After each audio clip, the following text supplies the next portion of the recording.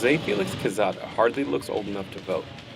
He's 19 years old, and while he may not look the part, he's been boxing for 10 years. I was doing martial arts, but then, I wanted something more physical, so my dad brought me to boxing. And then it was with the family, so he taught me what he knew.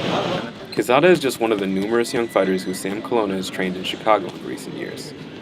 Colonna has been training fighters for nearly 3 decades, and lately he's noticed Chicago's boxing scene regain popularity. For a while, Chicago boxing was kind of dead. Back in the 60s, 70s, 50s, Chicago was the best fighting town in the country.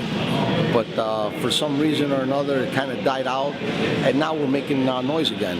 Quezada is one of those fighters making noise. Though he did dabble in the growing sport of mixed martial arts, one that's taken many athletes out of the boxing ring, he said the sport wasn't for him. It's too much points of contact for me. I don't like feet to the face or none of that stuff.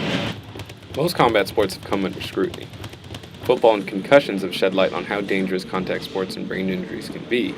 But Colonna says that even though health is always on his mind, the sport is highly addictive. It's always a factor. When you're boxing, anything could happen in that ring.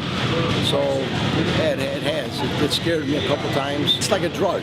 Once you start doing this, you can't get away from it. For Quezada, health concerns are white noise.